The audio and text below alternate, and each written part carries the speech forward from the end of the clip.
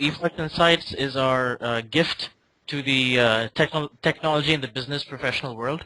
We're trying to offer our own thought leadership onto how we got here, and we're going to talk about various functions and various industries within the business and the technology sector. And one that we're placing enormous amount of emphasis is the customer experience side, because the world has changed to that extent where everyone is digital and everyone's a marketer. So in the companies, everyone needs to think customer first, and the customer side, everyone's thinking me first. And both sides need to somehow work together, so both sides need to collaborate somehow, and that's where you create experiences. This is the area that we are focusing on more than anything else, and this applies to various functions and industries.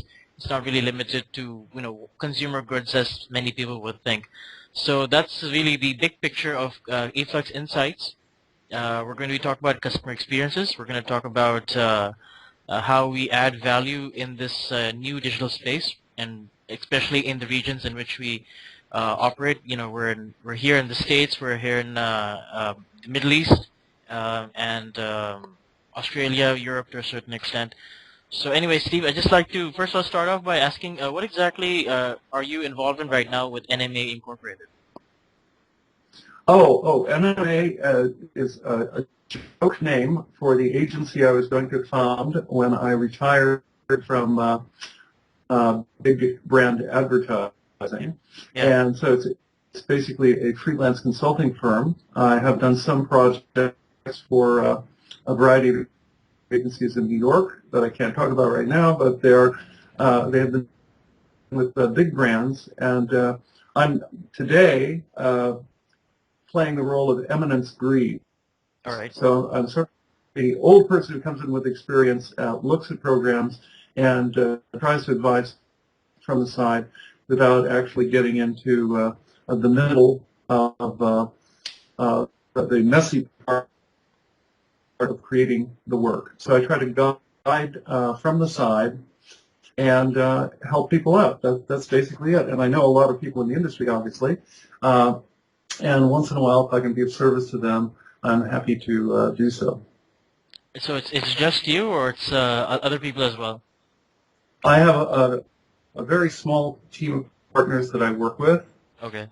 Some of them are researchers, a planner, actually kind of a speech writer, who's a wonderful, wonderful writer who does executive platforms, and so we take on the occasional assignment. I'm trying not to work 90 hours a week anymore, obviously, but we're still having fun. Yeah, because it's like on your LinkedIn, you've made it very clear that you're retired, but at the same time, Chief Creative Officer.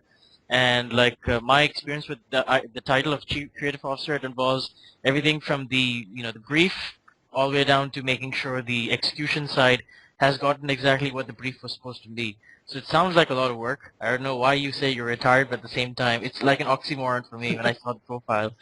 It felt incomplete. So anyway, well, what kind of campaigns do you work on? Try to give it to 4 days a week. All right. That's realistic then. Which 4 days? The Monday counts or the one? Usually it's Tuesday through Friday or Monday through Thursday. All right. You guys don't have weekends?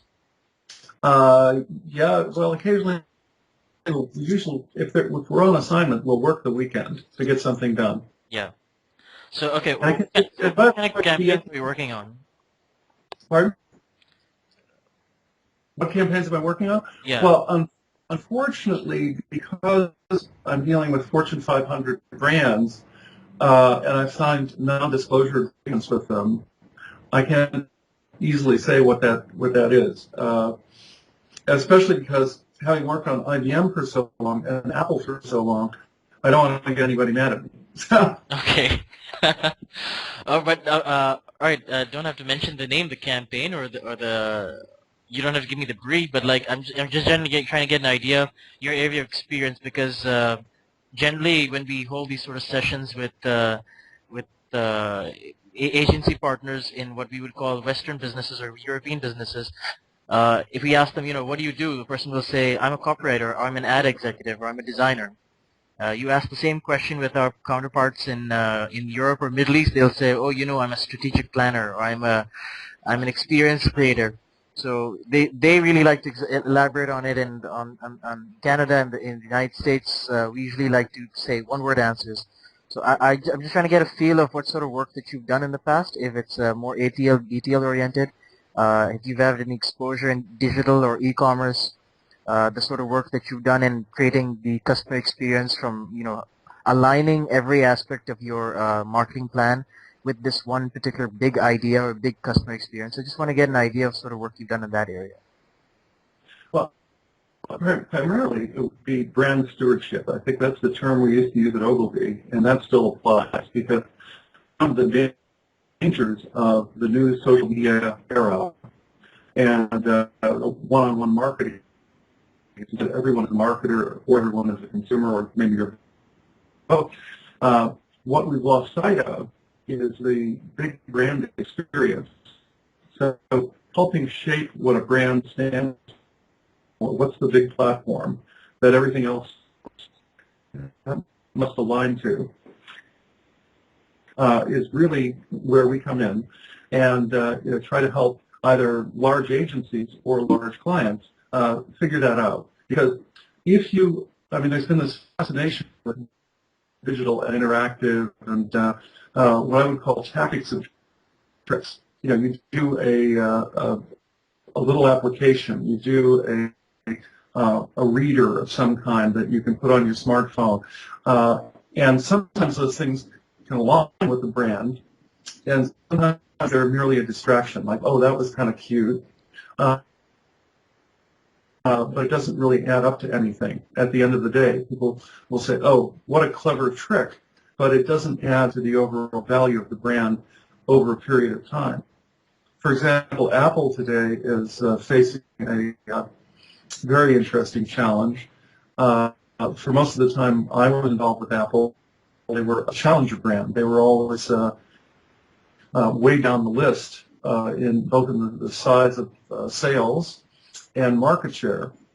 And suddenly, thanks largely to Steve Jobs and the wonderful team that he built after his return to Apple, they become a leadership brand.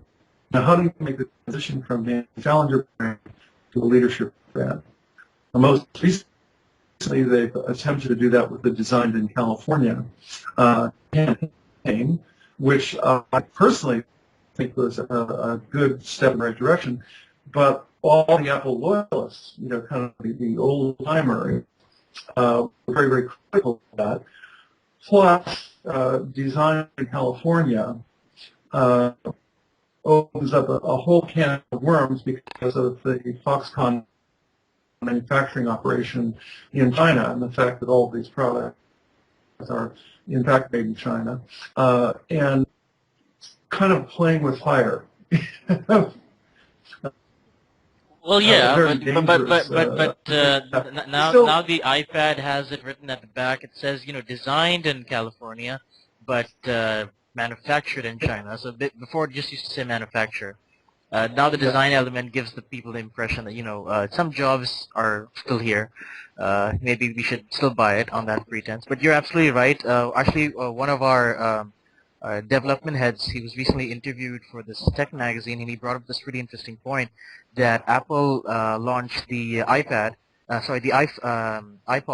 and it wasn't really a success. Then down the road, and obviously analysts, they like to toot before any facts are there. They like to toot that this product is not going to do well.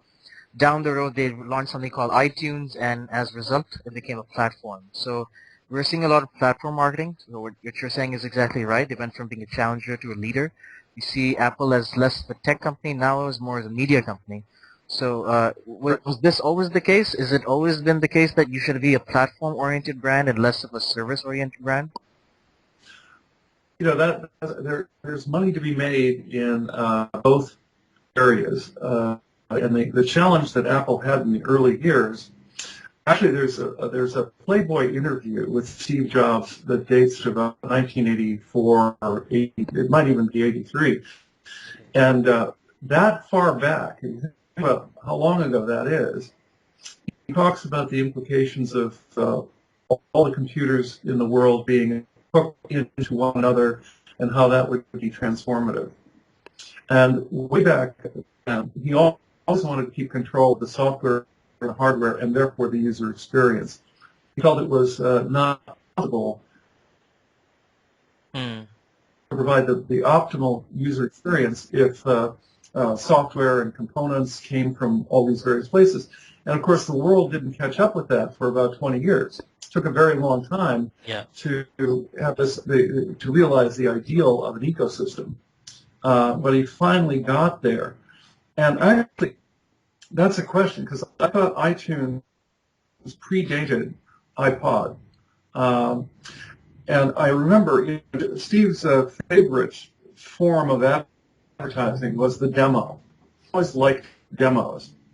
And only on the rarest of occasions would we do what we call a brand spot, where it would be pure brand and less about the product itself and more about the experience or the feeling. The very first iPod commercial that ran in the U.S. was a classic Steve Jobs demo. A hip young man in an apartment in New York somewhere, downloading a song from the iTunes store, putting it on his first generation iPod, and then putting on his earphones and dancing out of his apartment. Well, that was an absolute flop as a commercial. People didn't really understand the demo. They didn't understand what was happening.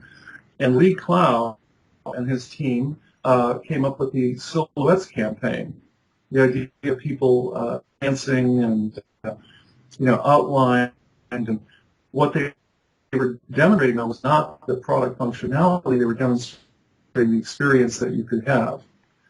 And I think the way that they sold that in was they said, Steve, do you remember the first time you heard a Sony Walkman? Now, this would have been when he was 18 or 19 years old. And I remember that experience distinctly. There was this little silver box, probably a small tape recorder. About that much. And you put on the earphones, and all of a sudden there was this magnificent sound coming out of a cassette. And it was literally shocking that something so tiny could create an experience that was so big. And, of course, the Walkman was a massive success. Steve was always an admirer of Sony's Morita, both as a leader and a visionary.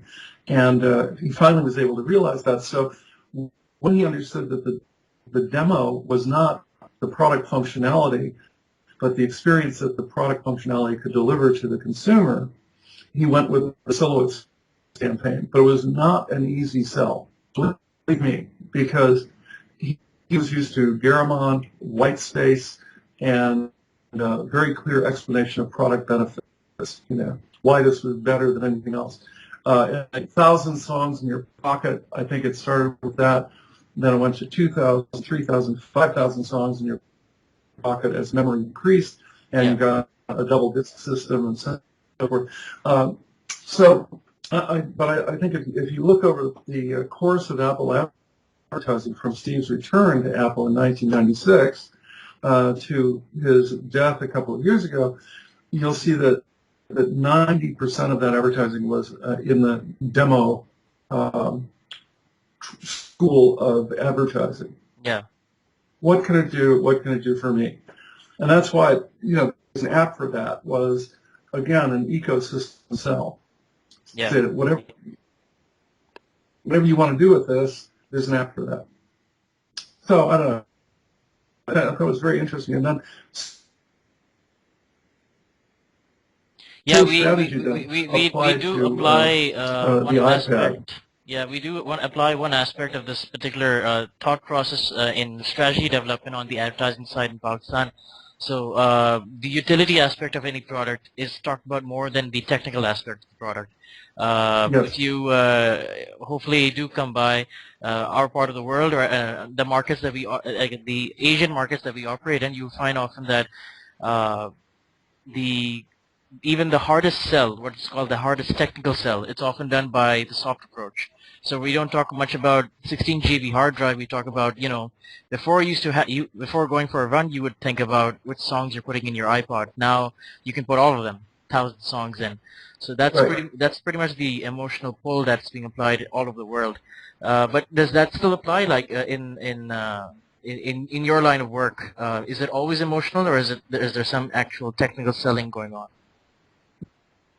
Well, of course, especially when you're talking B2B, and security is a huge concern right now, as you well know. When you're talking What about, kind of security?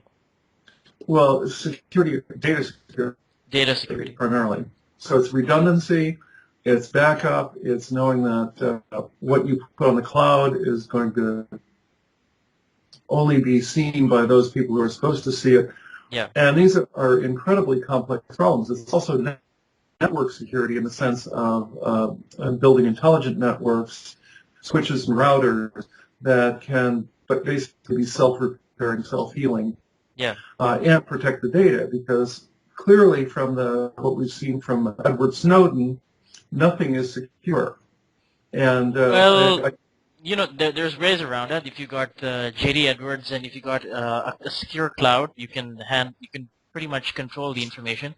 That was the Edward Snowden situation. Just to clarify, I mean, my knowledge in this particular space is also limited. My boss knows more than this, but Edward Snowden had access to that database. As a result, he was able to get the information out. People like well, you and I would be able to, but if you've got middleware, for example, that connects your apps to your enterprise, and you can control the information, you can, manage your campaign according to that.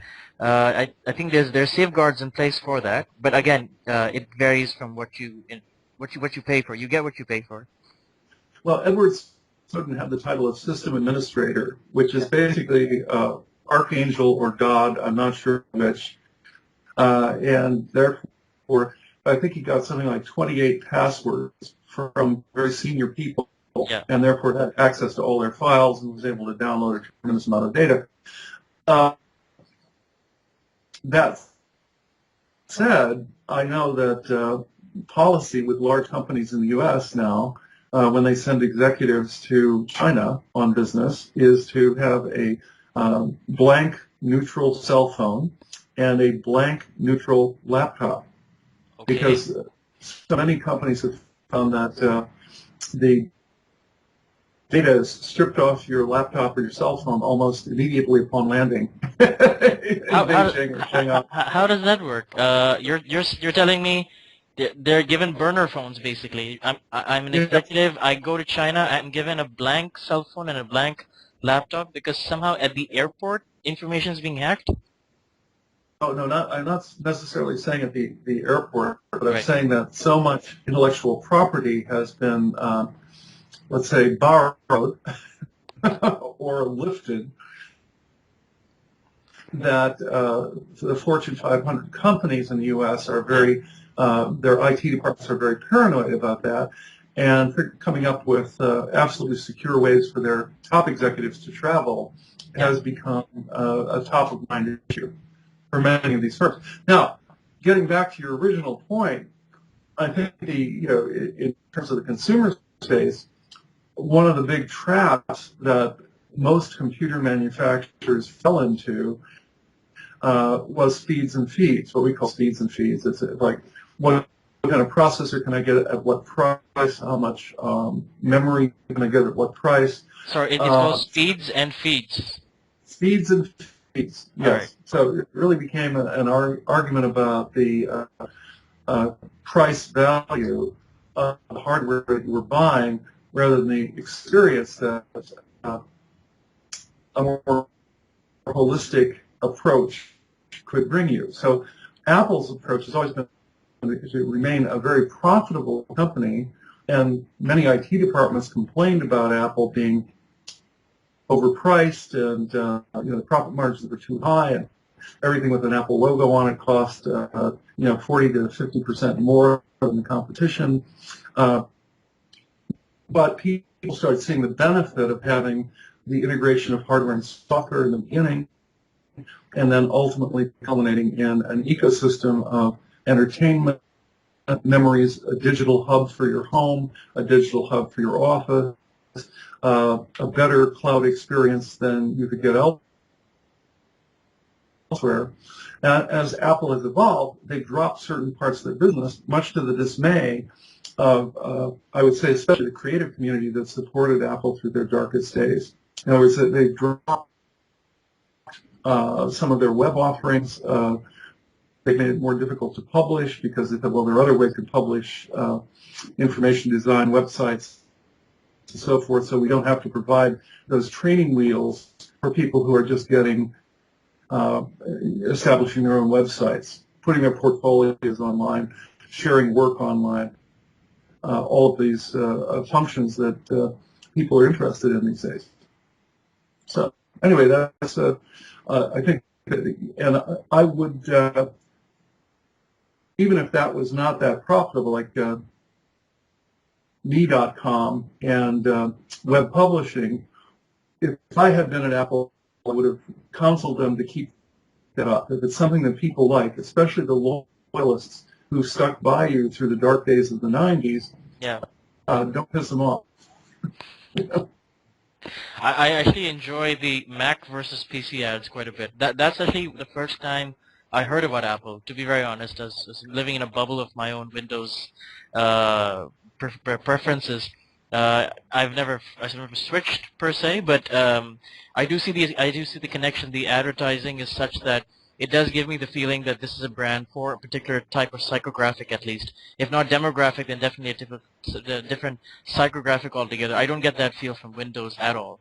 Doesn't feel like it's going to give me an experience. And there's way too many jokes online about Windows than there are about Apple. So my overall online experience when I'm consuming content doesn't give me the feeling that I'm on the cool or hip platform as opposed to the one that you've built. Well, thank you. I didn't build it. They're wonderful engineers that built it. And by the way, the engineers... I meant build the brand equity. I meant. Oh, the brand equity, yes. That was what I did. But, you know, the creative department of any technology company is really engineering. That's where the creative ideas come from. Yeah. And it's magnificent people. I would say that I would agree with you. Otherwise, but the thing is, we have quite a few discussions on this within our own group. So it comes down to you know, we have talks about, you know, what's innovation, and one of the final responses that it comes down to is innovation is an idea plus commercialization. So we all know about the Microsoft Surface, and we all know how well that did. Then the iPad came out, and we all know how well that did. So yeah, I do agree the engineers are quite important, but you know, if you can't sell it, there's really no point. The first thing that you see in P&L is the sales. And by the way, Steve Jobs himself was much more of a salesman and a marketer than an engineer. You know, he was not an engineer per se. Now, what's interesting to me though is during his long absence from Apple, from about, well, let's say 1985, 86 to 96, so that's a decade absence. Apple went after the business market, and they attempted to break into business because that's where the money was. You know, the corporations could afford computers when individuals could not. So for years, I think they spent a total of something like $5 billion trying to beat down the door of big business. But they were too difficult to do business with. IT professionals felt their equipment was too difficult to network, too difficult to integrate, and just plain too expensive. When Steve returned, he looked at this tremendous expenditure of marketing dollars on trying to get into business. He said, we have to go back to the people who believe in us. We have to go back to the people who actually like us, and that is the creative community. Therefore, they came up with Think Different as the first launch campaign. It's hard to explain how dire things were when Steve returned to Apple. As he said to me, he said, we only have one good product the PowerBook 5300C, and it has a battery that tends to catch on fire. So there was nothing else in the product line, and that's why his initial campaign was pure image, showing famous people from Lucy and Desi to the Beatles to Gandhi to Amelia Earhart with the line "Think Different." And similarly, they did this wonderful commercial called "Here's to the Crazy Ones." And Lee Clow is the only person qualified to talk about that commercial. It actually all started with the Steel video,